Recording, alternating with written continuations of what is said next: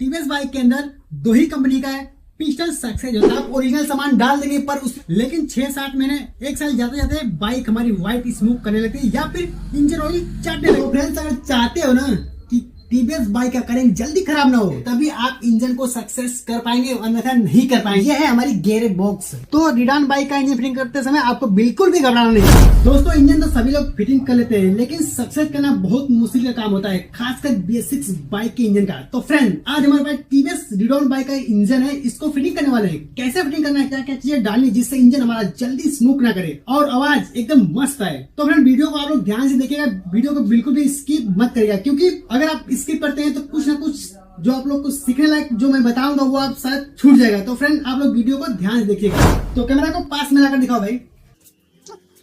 तो फ्रेंड जैसे कि आप देख पा रहे हैं हमने इंजन को पूरी अच्छी तरह से क्लीन कर लिया। अगर आप लोग इंजन को सही से क्लीन नहीं करते, उसके अंदर गंदगी रह जाती है तो फिर इंजन फिटिंग के बाद अच्छा रिजल्ट नहीं आता है। तो आप लोग देख सकते हैं यहाँ पर इंजन की सारी असेंबलीज आपको देखने को मिलेगी जो कि बिल्कुल क्लीन है। तो फ्रेंड कोई भी इंजन फिटिंग करे तो उसको अच्छी तरह क्लीन कर ले तभी आप इंजन को सक्सेस कर पाएंगे, अन्यथा नहीं कर पाएंगे। ठीक है फ्रेंड्स, आप ओरिजिनल सामान डाल देंगे पर उसमें डस्ट पार्टिकल और कचरा रहेगा तो रिंग पिस्टन को डैमेज कर देगा। ठीक है फ्रेंड्स, तो सबसे पहले आपको इंजन को अच्छी तरह क्लीन कर लेना है, इसके बाद ही इंजन को फिटिंग करना है।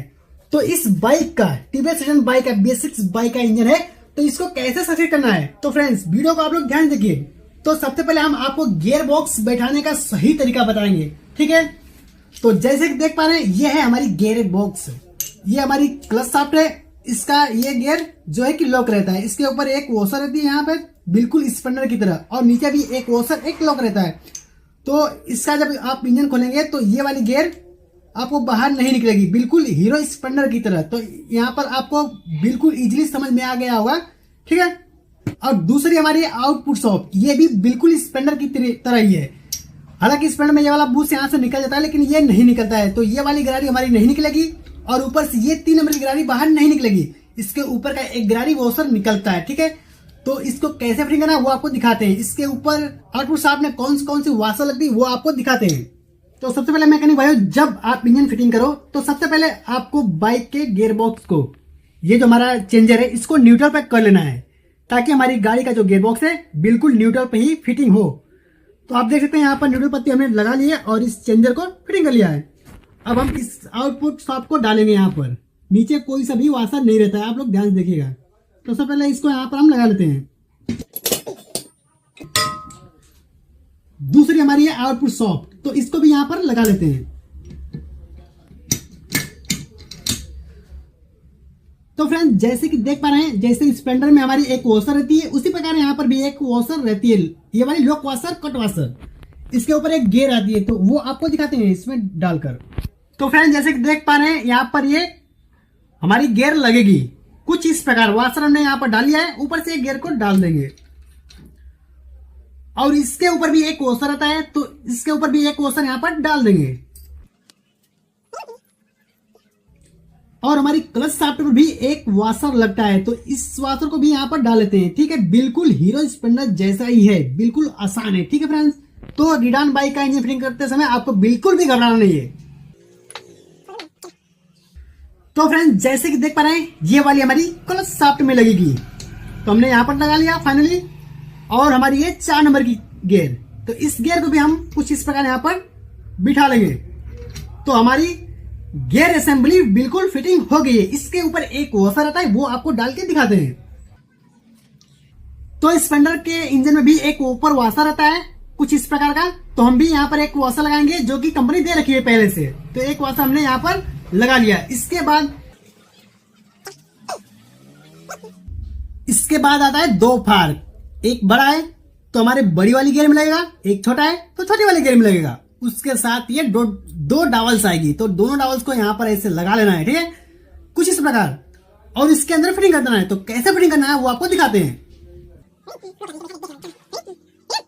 तो फ्रेंड्स हमने बड़े वाले फार को बड़ी वाली गियर में बिठा लिया है और क्लच वाले शाफ्ट में छोटे वाले ये फार को लगा लिया है। तो इसको लगाने के लिए हमको ये बाहर निकालना पड़ता है।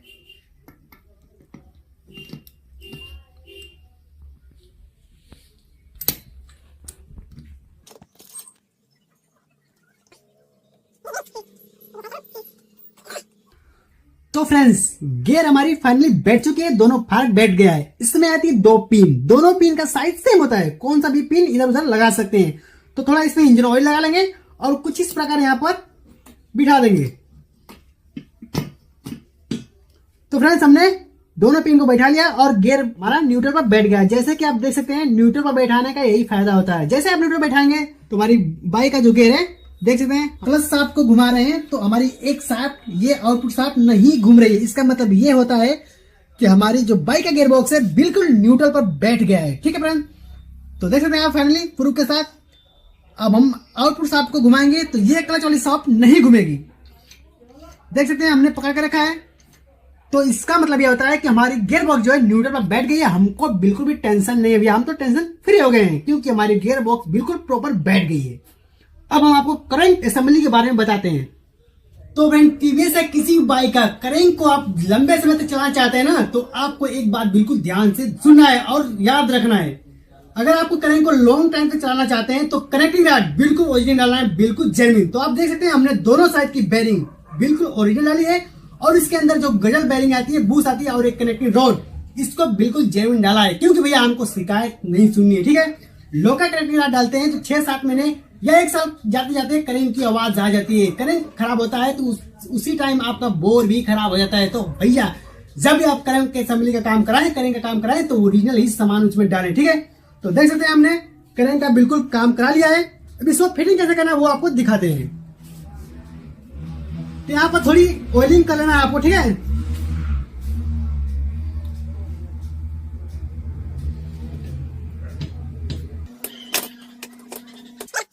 तो फ्रेंड करंट में यहाँ पर पिन आती है। ठीक है, तो ये लॉक पिन को आपको ध्यान रखना है, ये लॉक पिन कहीं गिर न जाए। ठीक है, तो हमने करंट के असेंबली को बिठा लिया, यहाँ पर एक टैकिंग लगाते हैं, रिजिड बॉन्ड लगाते हैं और इसको फिटिंग करते हैं और आगे का प्रोसेस आपको दिखाते हैं। तो फ्रेंड जो हम गैस किट यूज करने वाले हैं वो हम साइमन का यूज करने वाले हैं। ठीक है फ्रेंड्स, ये इस कंपनी में मुझे बहुत विश्वास आता है, ये कभी लीकेज नहीं होती है। ठीक है फ्रेंड, तो हम इस पैकिंग को यहाँ पर लगाते हैं। तो फ्रेंड जब भी आप चेंबर फिटिंग करें तो यहाँ पर दोनों डॉल्स होनी चाहिए। ठीक है, तो हमने देखो अब देख सकते हैं यहाँ पर दोनों डॉल्स लगा लिए और अब चेंबर को फिटिंग करके दिखाते हैं। तो फ्रेंड्स आप देख सकते हैं बिल्कुल इस स्पेंडर की तरह ही हमारी यहाँ पर किक लगी है। ठीक है, तो किक को हमने नहीं खोला है। ठीक है, तो आपको कुछ इस प्रकार किक में कुछ भी सामान नहीं निकलता है, कोई भी पार्ट नहीं निकलता है, तो हम इसको अब बिठाते हैं और आपको दिखाते हैं। तो हमने पैकिंग को लगा लिया, हल्का फुल्का रेजिबॉन्ड लगा लिया है और इसको कुछ इस प्रकार चेंबर को फिटिंग कर देते हैं।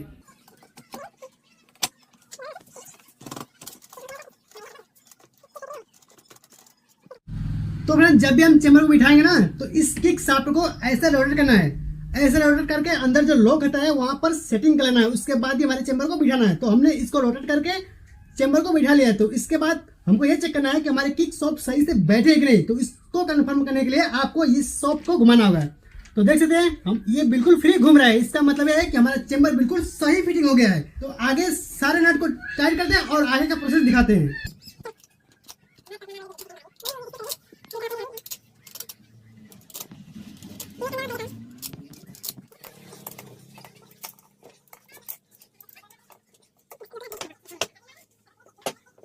तो फ्रेंड्स फाइनली हमने सारे नट को टाइट कर लिया है। इसके चेंबर में, मेन चेंबर में 12 नट आता है। ठीक है, तो वो हमने टाइट कर लिया है। इसके बाद हमारी गियर चेंजर है, सिलेक्टर, गियर सिलेक्टर, तो इसको थोड़ी ऑयलिंग करना है और कुछ इस प्रकार यहाँ पर लगा देना है। तो गियर सिलेक्टर फाइनली हमारी बैठ गई। यहाँ पर एक स्टार्पनर पत्ती लगाते हैं, कैसे फिटिंग करना है वो आपको दिखाते हैं। तो फ्रेंड्स इस स्टार्पनर पत्ती में एक यहाँ पर वॉशर आता है और एक पत्ती आती है और एक 11 नंबर का नट आता है और एक स्प्रिंग आती है। तो यहाँ पर वाशर लगाएंगे और ये नट को ऐसे टाइट करके इसमें बिठा देंगे। ठीक है,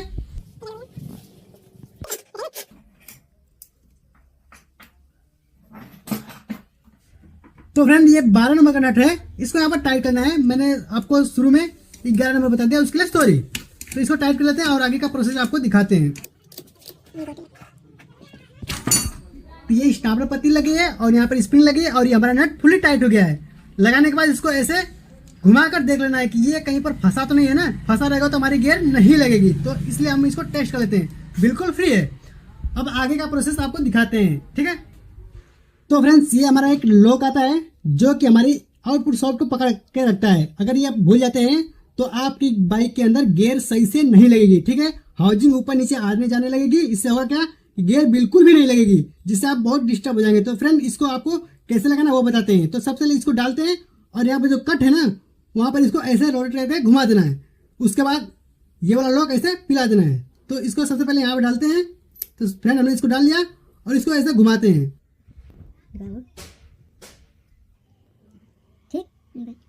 तो फ्रेंड्स जैसे कि देख पा रहे हैं ये कट वाशर जो होता है हमारा कुछ ऐसे, तो कुछ ऐसे हमको यहाँ पर रोटेट कर लेना है, ठीक है। रोटेट करते ही ये जो हमारा जो ऊपर का लॉक है कुछ इस प्रकार ऐसा डाल देना है।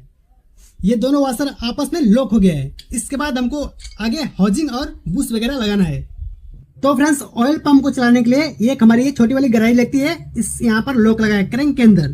तो इस वाली गरारी को हम यहाँ पर बिठाएंगे सबसे पहले। तो देख सकते हैं फ्रेंड हमने फाइनली इसको बैठा लिया है। इससे आप होगा क्या कि हमारी ये ऑयल पंप का गरारी चल लॉक आता है। तो इस लॉक को हम यहाँ पर लगाएंगे, ऐसा लगा देते हैं। इसके बाद प्राइमरी गियर डालते हैं। तो फ्रेंड जब भी आप इंजन फिटिंग करें तो उस टाइम आपको प्राइमरी गियर जो जीपीटी गियर होता है उसको आपको न्यू डाल देना है। तो हमने इसको फाइनली न्यू ले लिया है और इसमें लगाना हुआ है। इससे होता है क्या है, हमारे इंजन का जो साउंड होता है, जो इंजन का वाइब्रेशन होता है, इसी से कंट्रोल होता है। तो इसको हम यहाँ पर लगाते हैं। तो फ्रेंड्स हमने प्राइमरी गियर को यहाँ पर बिठा लिया है। इसके बाद यहाँ पर डालेंगे हाउसिंग को, ऊपर से एक बूस्ट को यहाँ पर लगा देंगे। तो देख सकते हैं हमारी हाउसिंग और प्राइमरी गियर बिल्कुल सही तरीके से फिटिंग होगी। इसको हम थोड़ा घुमाकर दिखा देते हैं आपको।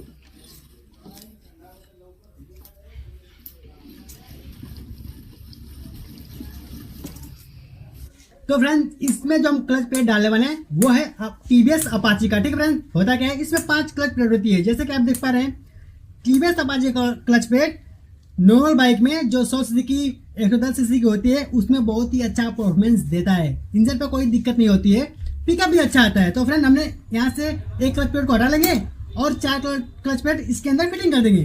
तो ये है टीवीएस अपाची का क्लच प्लेट। तो सबसे पहले हम यहाँ पर एक क्लच प्लेट डालेंगे और ये प्रेशर प्लेट डालते समय आपको ये जो सरफेस एरिया है इसको ऊपर रखना है, तीनों को, ठीक है। तो यहाँ पर क्लच प्लेट डालें और ये प्रेशर प्लेट, फिर इसके ऊपर क्लच प्लेट। कुछ इसी प्रकार सभी क्लच प्लेट और प्रेशर प्लेट को बिठा देना है। तो यहाँ पर सरफेस एरिया है, देख सकते हैं हमने इसको ऊपर रख लिया, फिर ऊपर से क्लच प्लेट डाल दिया। कुछ इसी प्रकार यहाँ भी इससे भी डाल देते हैं।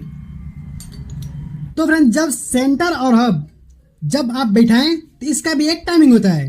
तो जैसे अभी देख पा रहे हैं यहाँ पर एक बिंदु है, यहाँ पर भी एक डॉट बना है। तो डॉट और डॉट के सामने ऐसे लगाने पर हमारा जो हब सेंटर है परफेक्टली बैठ जाएगा। तो देख सकते हैं हमारा फाइनली ये बैठ गया है। इसके बाद हम इसके अंदर असेंबल कर देते हैं। तो उससे पहले हमको इसमें जो बूस आता है उसको चेक कर लेना है, वो खराब होगा तो उसे चेंज कर देना चाहिए, ठीक है। तो इसको बिठाते हैं और आगे का प्रोसेस बताते हैं।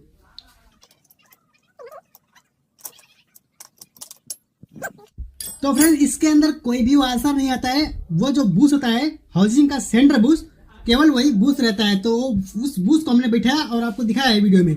उसके बाद ये असेंबली को डाल दिया है। इसके बाद एक वॉशर आता है और नट आता है, तो उसको टाइट कर लेते हैं और आगे का प्रोसेस दिखाते हैं।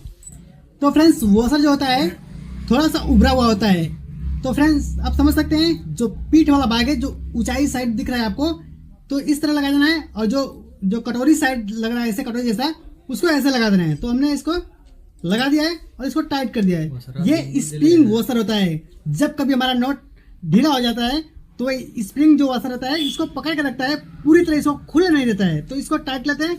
ये सीधी चूड़ी होती है और ये उल्टी चूड़ी होती है।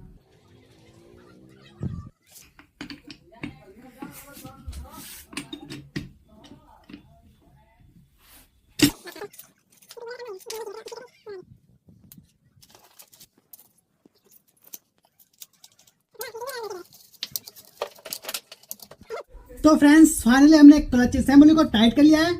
जैसे कि हमने आपको बताया इसमें क्लॉक की जो थ्रेड होती है क्लॉकवाइज, इसमें एंटी क्लॉकवाइज। तो फ्रेंड्स इसको हम यहाँ पर लगाते हैं और एक वॉशर और एक नट लगाते हैं। इसमें उल्टी चूड़ी होती है, ठीक है फ्रेंड्स।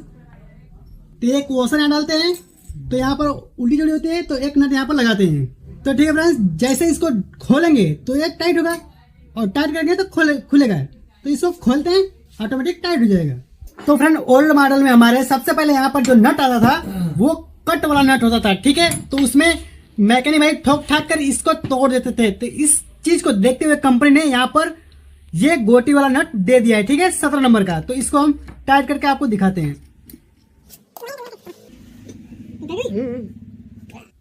तो फ्रेंड्स एक यहाँ पर पैकिंग आती है, तो इसको यहाँ पर ऐसे लगा लेंगे और यहाँ पर टाइट कर देंगे। यहाँ पर 3 स्क्रू आता है।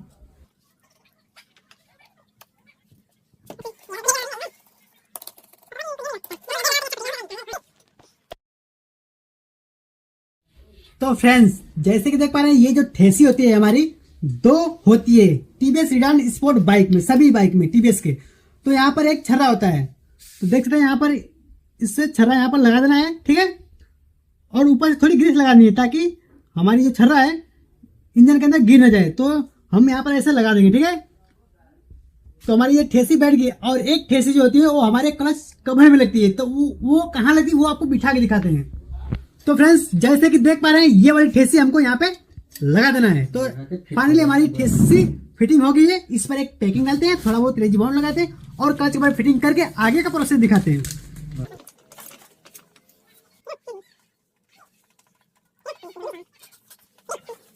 तो फ्रेंड्स कौन सा भी चेंबर हो या हेड हो या फिर सिलेंडर हो, कोई सा भी हो, आपको यहाँ पर जो डॉबल्स लगी रहती है उसको लगा ही लेना है, ठीक है। इससे होता है क्या है कि हमारा चेंबर होता है वो बिल्कुल सेंटर में फिटिंग हो जाता है।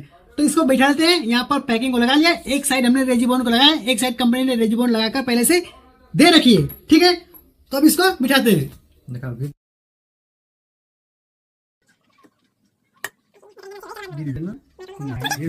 तो फ्रेंड्स हमारी जो ठेसी है बिल्कुल सेंटर में बैठी है कि नहीं बैठी, उसको चेक करने के लिए हमको इसको थोड़ा ऐसे पुश करना होगा, तो ये उठेगा। तो जैसे देख पा रहे हैं यहाँ पर ये उठ रहा है, ठीक है। इसका मतलब कि हमारी ठेसी बिल्कुल परफेक्ट बैठ गई है। अब इसको टाइट कर लेते हैं।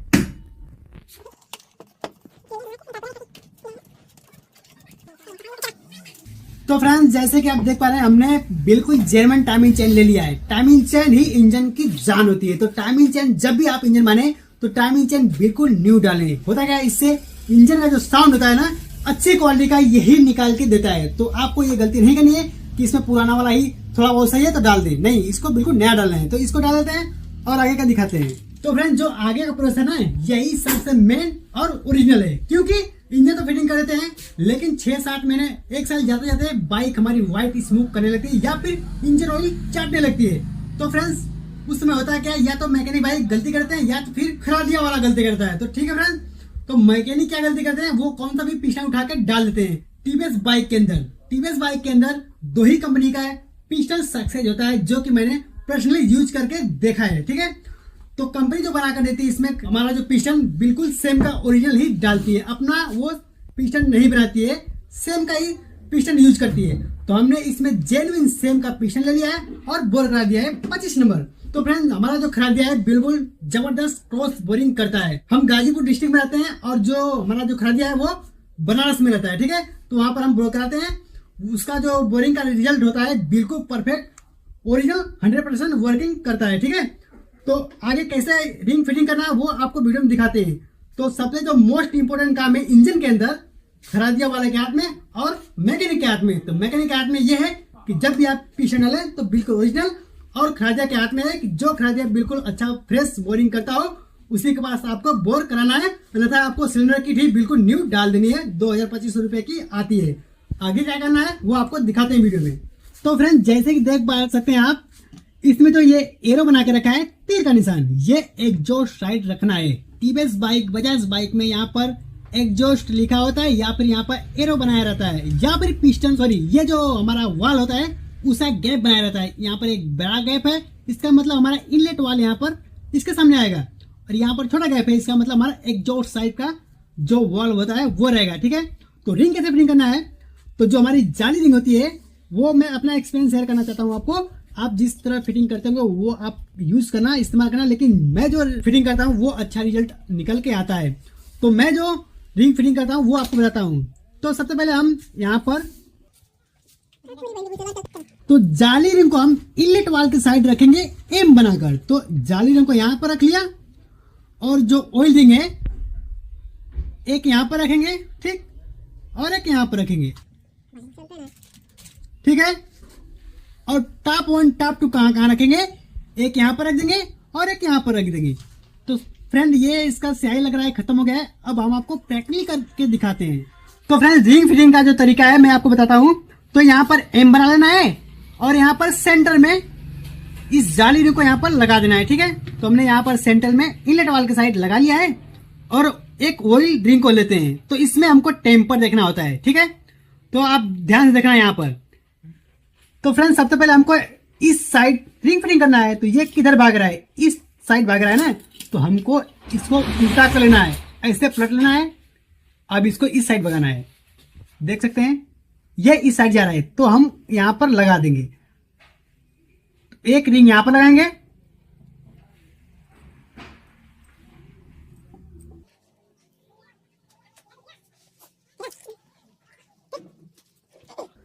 तो फ्रेंड्स एक रिंग को यहां पर लगा लिया और एक रिंग को यहां पर लगाएंगे क्रॉस साइड।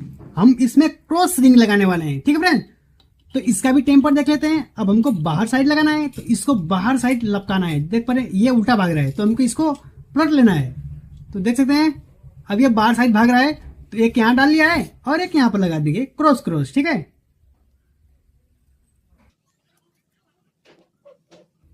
तो फ्रेंड्स हमने कुछ इस प्रकार क्रॉस रिंग फिटिंग कर लिया है। अब टॉप 2 को लेते हैं, ठीक है। टॉप 2 को हम यहाँ पर रख लेंगे ऊपर साइड और टॉप 1 को यहाँ पर नीचे साइड रख लेंगे। तो टॉप 2 को कैसे बैठाना है वो आपको दिखाते हैं। तो ये जो लिखा हुआ रहता है फ्रेंड्स, इसको ऊपर रखना है, क्योंकि यहाँ पर थोड़ा जो ये कटिंग रहता है ना, इधर बिल्कुल सरफेस रहता है और इधर कटिंग रहता है। तो ये लिखा वाला जो है इसको ऊपर रखना है। तो हम एक यहाँ पर लगा लेंगे टॉप 2 को। तो फ्रेंड्स देख सकते हैं ये टॉप 1 है, तो इसको हम ऊपर लगाएंगे कुछ यहाँ पर। तो एक बार आपको प्रैक्टिकली बताते देंगे, ठीक है फ्रेंड्स। तो एक ऑयल रिंग यहाँ पर लगाया और एक यहाँ पर लगाया, टॉप 2 यहाँ पर लगाया, टॉप 1 यहाँ पर लगाया और जाली रिंग को हमने सेंटर में रख लिया। तो ये था हमारा परफेक्टली फिटिंग। अब इसको अंदर असेंबल करके आपको दिखाते हैं।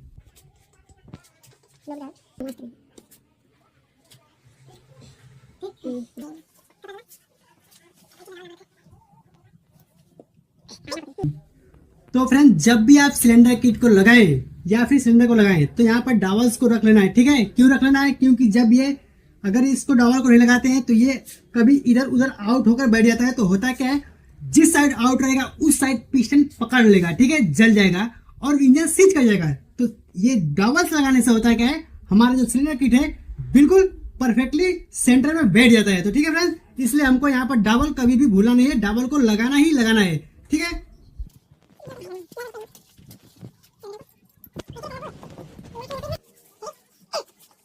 इसके बाद फ्रेंड ये गाइड आती है, तो गाइड को यहाँ पर ऐसे लगा लेना है, ऊपर से आपको एक पैकिंग लगा लेनी है। तो फ्रेंड्स हमारे हेड के अंदर जो जो पार्ट आता है वो आपके सामने देखने को मिल जाएगा। जैसे कि देख पा रहे हैं यहाँ पर 2 रोकर है, ठीक है, गजल बेरिंग वाला, और यहाँ पर 4 स्प्रिंग है जो कि दोनों वाल में लगता है, और यहाँ पर 4 हमारा वाल लॉक है, और यहाँ पर हमारी टाइमिंग स्पैकेट जो होती है उसका लॉक होता है, और 2 वाल आइल सील, और ये नीचे साइड वासा लगता है, ये ऊपर लॉक के अंदर लगता है, और हमारा 2 वाला यहाँ पर देख पा रहे हैं, ये हमारा केम है और ये हमारा रॉकर पिन। अब इसको फिटिंग कैसे करना है वो आपको दिखाते हैं। एक वॉशर यहाँ पर लगा लेते हैं, दूसरा यहाँ पर लगा लेते हैं, एक हमारी ये जो वाल आइल सील होते हैं यहाँ पर लगा लेते हैं। ये हमारी बैठ गई है।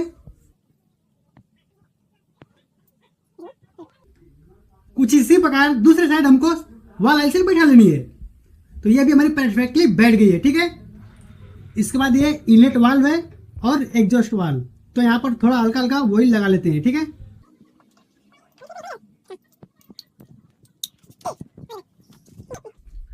तो फ्रेंड्स हेड का काम कराते समय आपको एक चीज जरूर ध्यान रखना है, अगर आपकी हेड में जो गाइड लगी होती है अगर उस गाइड में ज्यादा प्ले होती है तो होता क्या है, कुछ दिन बाद हेड के अंदर ऑयल जाने लगता है और ऑयल धीरे धीरे इंजन का खत्म होने लगता है और आप परेशान हो जाते हो। आपको समझ नहीं आता है कि हमने तो भाई इंजन का काम किया है और जो है कि मोबिल ऑयल इंजन का जाने लगा है, उड़ने लगा है, ठीक है। तो फ्रेंड्स फाइनली आपको हेड का काम कराते समय वाल्व ओरिजिनल डालना है, इसके अंदर 2 गाइड डालनी है, वाल आइल सील डालना है, ठीक है। अगर आप इस गाइड में ज्यादा प्ले रहता है तो होता है क्या है, जब आप टाइपिट को मिलाते हैं, जब हमारी बाइक हीट होती है तो उसमें टाइपिट की आवाज आने लगती है, टिक टिक टिक टिक करके आवाज आने लगती है। आप हो जाते हो परेशान, बार बार टाइपिट मिलाते हो, उसी टाइम बाद फिर से टाइपिट की आवाज आने लगती है जब हमारा इंजन हीट हो जाता है। तो ये बीमारी आती है हमारे वॉल गाइड से। तो वॉल गाइड खराब हो तो आपको 100% न्यू लगवा देना है, ठीक है, खराब के पास जाकर। अब इसको फिटिंग करते हैं। रेडी? तो फ्रेंड्स फाइनली हमारा हेड का जो स्प्रिंग होता है, हमने लॉक स्प्रिंग को बैठा लिया है दोनों साइड, आप देख सकते हैं। इसके बाद यहाँ पर थोड़ा ऑयल लगा लेंगे और यहाँ पर ऐसे कुछ इस प्रकार, और रोकर को कुछ इस प्रकार ऐसे लगा देंगे। ये जो कट है तो कट को ऐसे रखेंगे ताकि हमारा हेड का जो स्टार्ट होता है वो लग जाए। तो ये वाला कट हमको ऐसे रखना है, तो यहाँ पर लगाकर इसको बिठा देते हैं।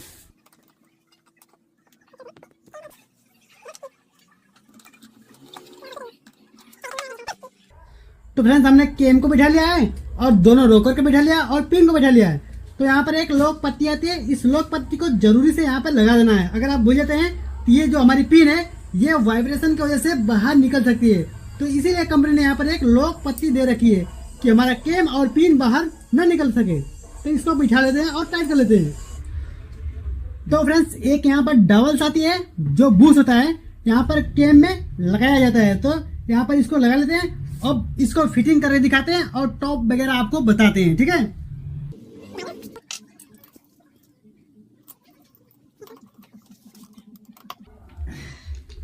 तो फ्रेंड्स पहले भी हमने आपको बताया था ट्रेनर किट बैठाते समय कि ये जो डबल्स होती है यहाँ दोनों लगना चाहिए, ठीक है।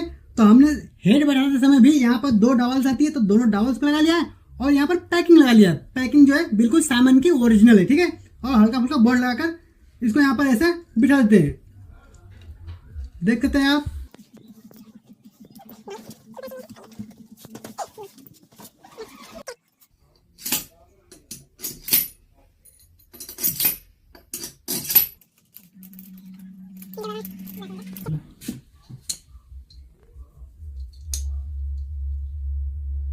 पहले का सिर्फ जाता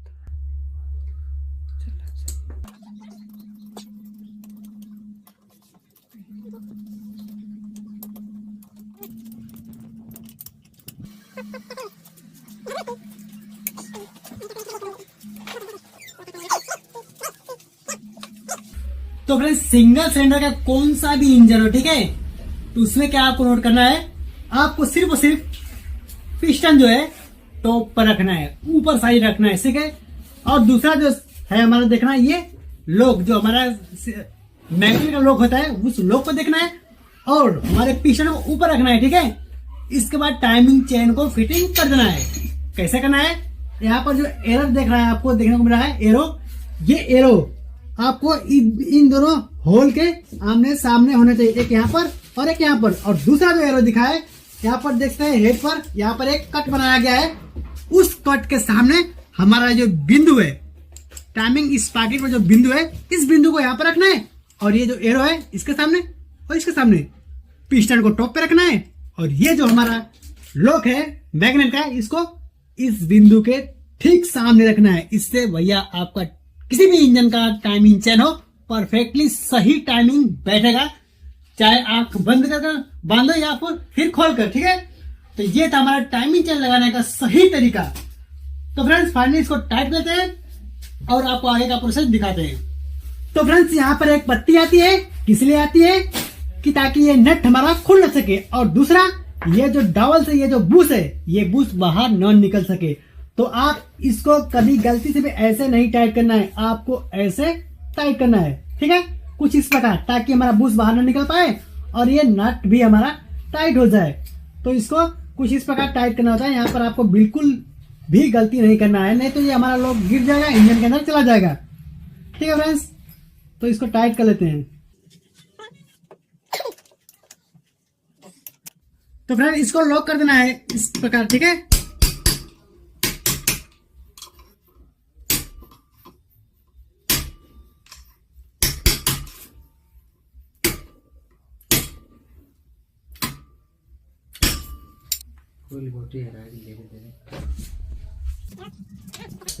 तो फ्रेंड्स फाइनली हमारा ये जो टेंशनर है टाइमिंग चेन का वो टाइट हो गया है और ये जो प्लास्टिक की ढेपी होती है फ्रेंड्स, मेरे लैंग्वेज में यही बोला जाता है, आपके लैंग्वेज में क्या बोला जाता है वो कमेंट बॉक्स में हमको जरूर बताना, ठीक फ्रेंड्स।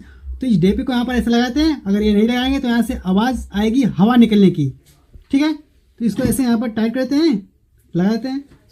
तो फ्रेंड्स इसके अंदर स्पेंडर के जैसा कोई भी गजल बेरिंग नहीं होता है, यहाँ पर पीतल का बूस्ट दिया होता है, ठीक है। तो इसको फाइनली यहाँ पर लगा देते हैं और टाइट करके आपको दिखाते हैं।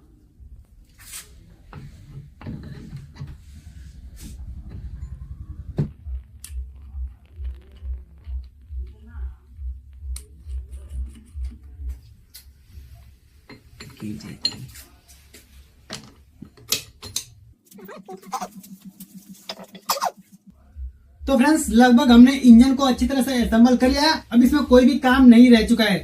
जैसे कि आप देख पा रहे हैं, यहाँ पर एक प्लेट लगाना है और यहाँ पर टाइप ढक्कन, और इस कवर को मैग्नेट कवर आर्मेचर कवर को यहाँ पर लगा देना है।